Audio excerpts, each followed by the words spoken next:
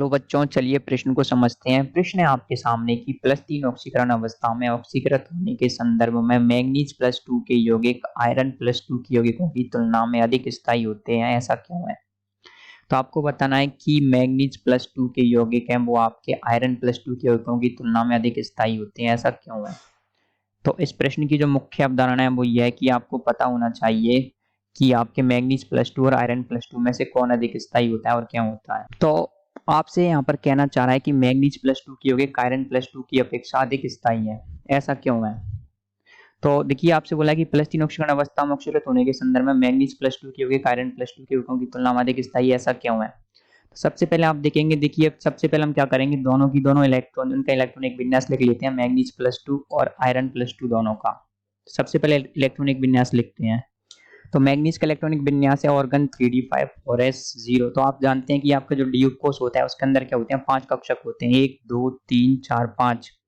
और यहाँ पर दे रखा है आपके आयरन का आ रहा है ऑर्गन 3d6 और s0। तो 1 2 3 4 5। तो क्या होगा, देखिए एक बात बताइए, जब मैंगनीज +3 बनाएगा तो +3 बनाते समय ये क्या करता है, +3 के टाइम पे मैंगनीज क्या करेगा, आपके एक इलेक्ट्रॉन त्याग देगा। जैसे ये आपके एक इलेक्ट्रॉन त्यागेगा तो इसका इलेक्ट्रॉनिक विन्यास आ जाएगा 3d4।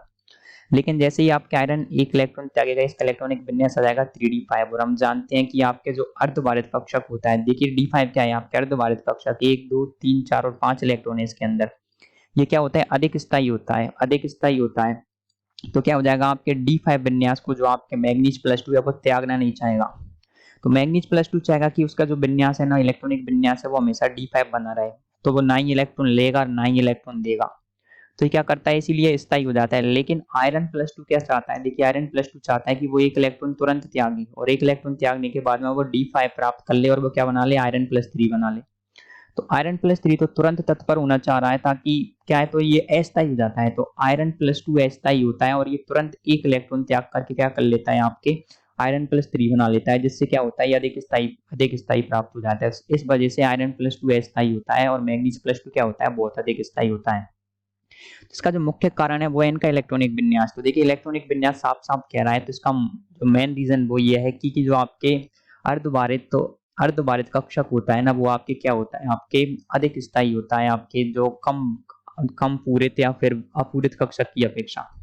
तो इसके इलेक्ट्रॉनिक विन्यास के आधार पर आप कह सकते हैं कि मैंगनीज +2 का स्थायी 3d5 विन्यास होता है। तो वो इसको त्याग करके मैंगनीज +3 नहीं बनाना चाहता। लेकिन आयरन क्या होता है, आयरन तुरंत एक इलेक्ट्रॉन त्याग करके 3d5 विन्यास प्राप्त करना चाहता है, इसलिए आयरन +2 अस्थायी होता है और मैंगनीज +2 ज्यादा स्थायी होता है। आशा करता हूँ आपको प्रश्न का उत्तर समझ आया होगा। धन्यवाद।